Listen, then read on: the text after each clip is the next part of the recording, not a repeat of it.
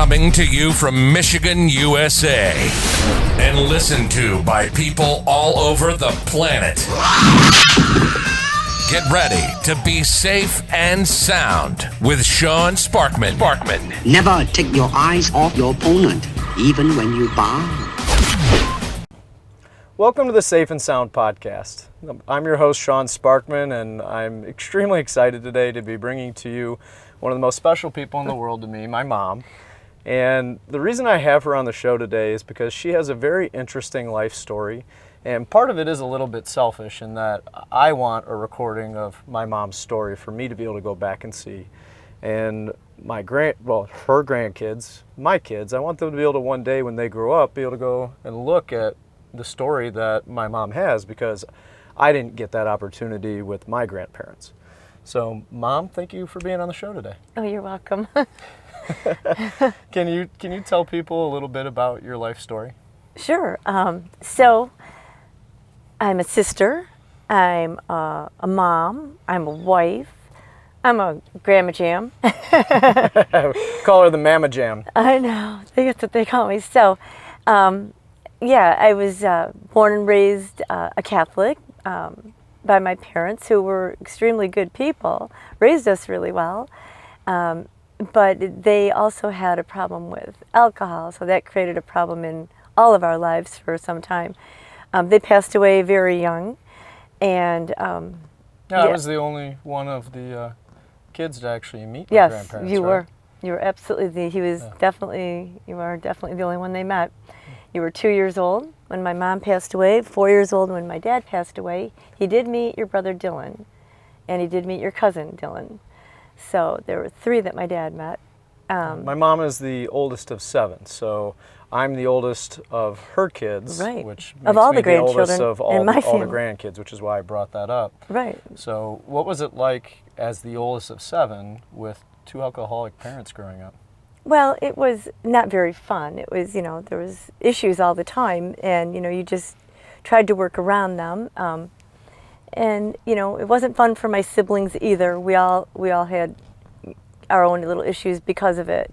So we also learned as young adults, my dad and mom did teach us a lot of great qualities. They taught us, as we would say to them, why do you drink? Because you taught us to be good people, kind, Christian, we're well-dressed, well-spoken, well-educated. We're doing great jobs with our own children now because of them, because they taught us so much, but they also taught us to be driven and to be, I want to say hard workers, but to be focused on our families, because God and family first. So it's God first, then family, and then your job. And to remember that all the time is huge, Mm-hmm. So, and my parents were God-fearing people as well. This alcohol just took them, to a level that wasn't comfortable for anybody. So that was very hard. So, and then life goes on. I'm married, but almost 39 years. I want to go back just a little bit because Okay. I actually only know a little bit of this part of the story, which is your parents and their parents were business owners. And they actually helped build a lot of the city of Detroit you mean itself, my mom right? and dad's parents? Yes, yeah, they were. My great-grandparents. Oh, yes. My grandfather Rogers, Grandpa Rogers, he came over on the boat at 18 years old and graduated from 8th grade over in Ireland and started his own business.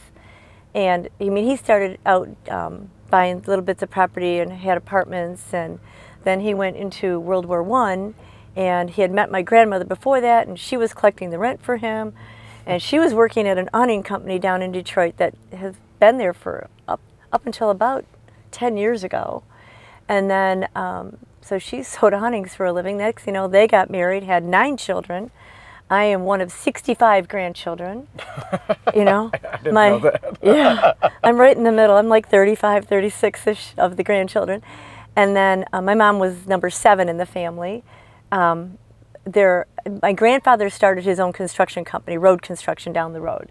So he had 3 businesses. He had Charles J. Rogers Transportation, Charles J. Rogers Construction, and Charles J. Rogers Incorporated. He was also the builder of several different venues in the area. the old Hudson's building in downtown Detroit. He was one of the ground floor builders of that. He was one of the ground floor builders of Northland Mall. That is no longer there, neither is Hudson. But the tunnel to Canada is still there, and the bridge to Canada is still there, which he was also one of the builders of that. Several other venues around, and he also was the innovator of the Urban Depressed Freeway, which is the Davison Freeway. I don't know if he realized that he was going to be the innovator of it, but it was meant to bring the people from the outer skirts of Detroit into the Detroit area to work the factories. It never got finished to do just that, but it was an innovated highway, and Germany copied us because it was built down into the ground. And that was the first one of its kind ever in the world. So that was kind of cool to know that about my grandfather.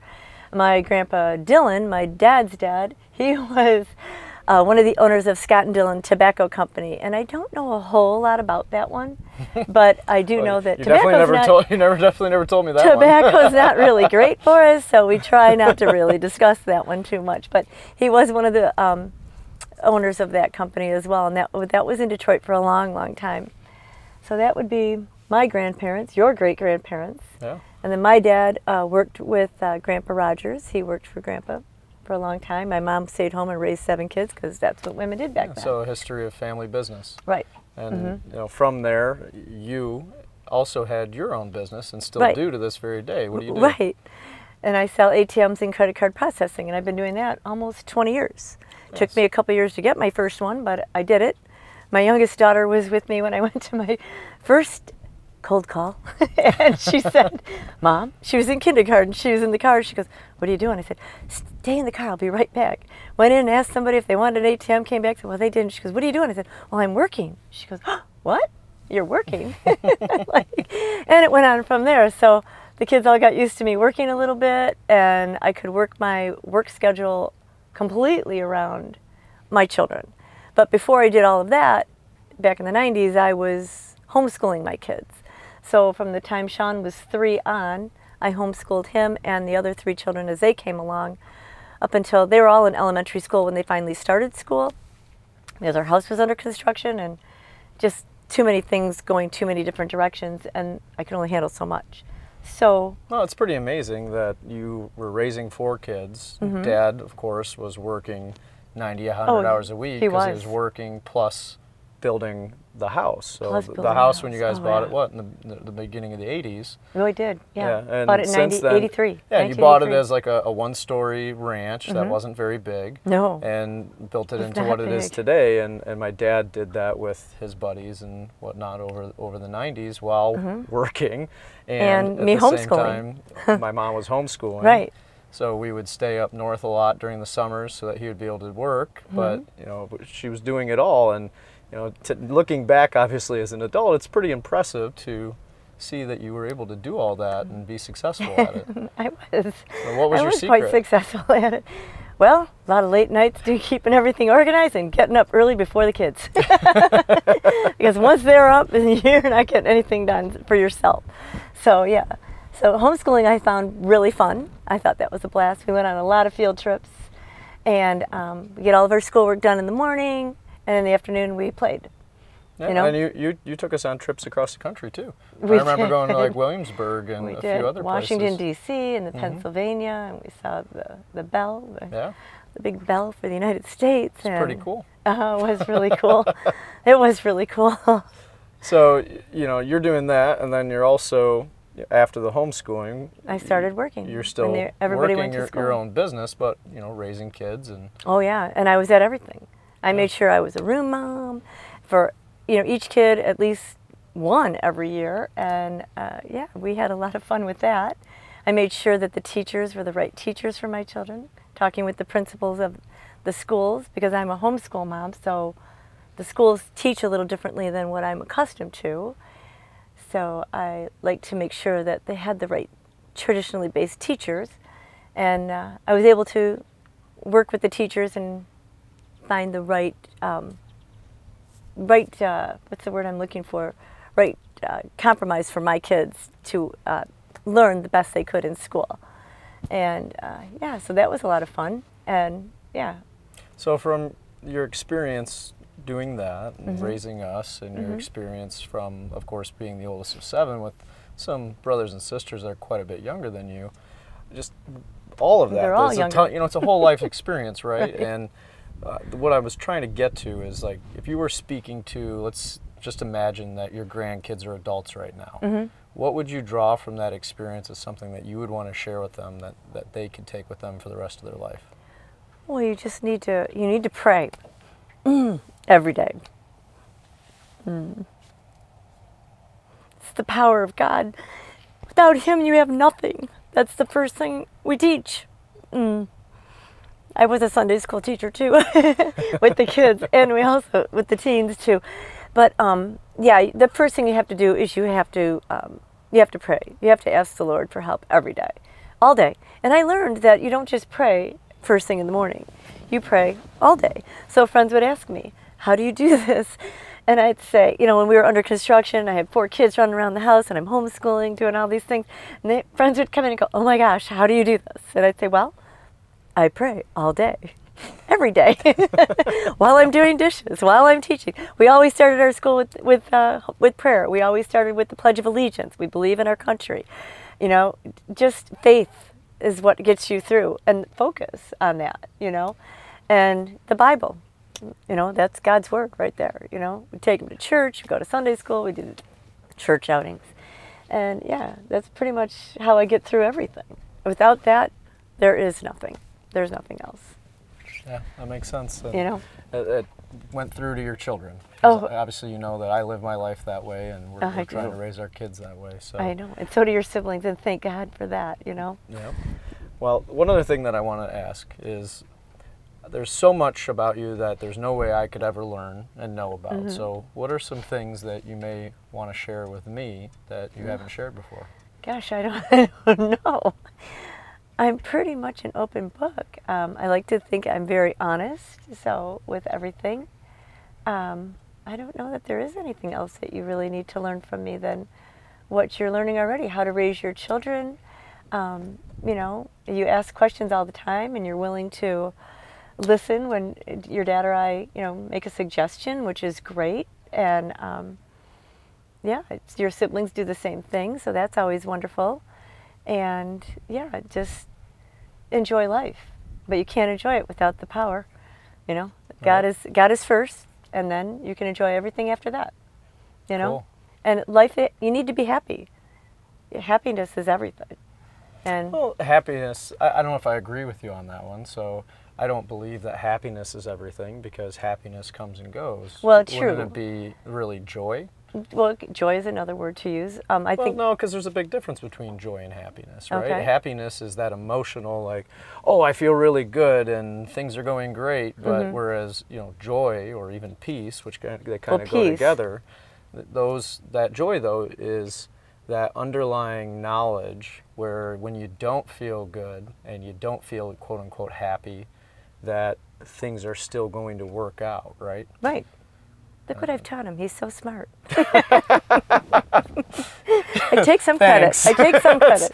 He was really smart. He's very smart. That's not what I was going for, but thank you. You're welcome. Well, you are. So, anyhow, yeah, I don't know. Just work hard and enjoy life, and know that there's going to be heartbreak here and there, and it's how you handle it that makes you who the person you are. It's really how you handle everything, and is what makes you who you are, and how people are going to perceive you. So if you're coming in always crabby and whatever, they're going to see you like that, and they're not going to want to be around you. And if you're coming in happy, guess what? Everybody wants to see the happy person. My parents always said, laugh and the world laughs with you, cry and you cry alone. And it's kind of true, even though, everybody has hardships, and you have to be able to talk to people. You have to have somebody close you can talk to, whether it's your friend or a family member or your parents or whatever. But it doesn't always happen. Sometimes, you just got to let go and let the Lord handle it. Okay. So switch gears just a little bit. Okay. So obviously you know that Dad and I do retirement planning. Oh, I know. So the reason I bring it up is that my clients and Dad's clients are all in the same age range that you are for the most part.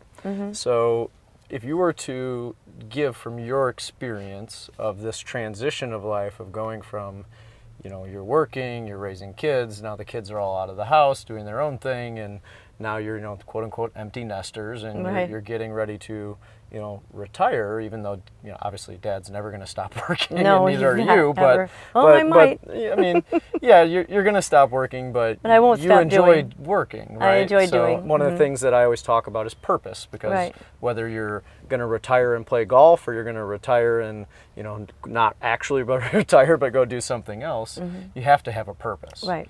So I You just do. wanted to know, though, from your experience, what has it been like to be in this phase of life, and what do you think it's going to look like moving forward? So Well, 2 questions. I thought I was going to slow down, but that hasn't really happened. So my kids are always doing something, and we're always helping them and always wanting to be around them. And then there's the grandkids, and we have them at least once a week, and we love having the grandkids around. And then they're still working, I'm still working, my husband's working. So we work around all the schedules that we have to work around, and then we still find time for fun. Because that's really important. And yeah, that's kind of, life is, I thought it was going to slow down, and it really hasn't. If anything, it's gotten busier. Is that good, or is Oh, that it's bad? great. It's great. It's Good. great. Life is good right now. Everybody's in a good place. My kids all work really hard. They're doing very well. They're educated. I'm happy with that. They Good. all believe in God, so yay. I think we've half the battle's won. So my last question, I ask this to everybody that comes on the show, is there anything that I should have asked you that I didn't ask? Oh dear. I don't know. I can't think of anything in particular that, how did you like your upbringing? Oh, I got hit with the hard question. Uh-huh. I loved my upbringing. I was very lucky. I Okay. had 2 wonderful parents. Obviously there's those hard times when you're a kid and you're a teenager and things are transitioning, and we have the tantrums and the hard moments, but Always. you and Dad put me in a position to be successful in life, and obviously for me it started with Jesus, and from there moved on to being a business owner like I always wanted to be, and I am now, and been lucky enough to this is actually very special, is to be able to work with my dad for as long as I have. Yeah, it's been awesome. Even before we were partners as business owners, I worked with him for well over a decade. Yeah. So it's going on, 16 years, 17 years that I've Oh, been working that with my long? dad. Oh, wow. I always joke because I think I spend more time with him than his wife. He does. He does. And more so than any of my siblings. And I think that's a special thing to have that most people never get to experience. So I'm very grateful. And that's funny because your dad worked with his dad too. Yeah. So yeah, it's a family thing. Yeah, my grandfather, on my dad's dad, he owned his own business as well, and my dad worked there. That's what she was referring to. Right. You worked with them. Great. Well, Mom, I appreciate the time and you joining me on the show. You're and, welcome. I think this is going to be a very special thing that not only will I get to keep and experience for right now, but I think your grandkids will appreciate it too. Okay. Well, thank you for having me. You're welcome. Love you. I love you too. This has been another episode of the Safe and Sound podcast. A little bit different today because it's very personal, but I thought this would be a really great, unique opportunity for people to learn from someone's life experience. So thank you for listening or watching, and we'll catch you next time.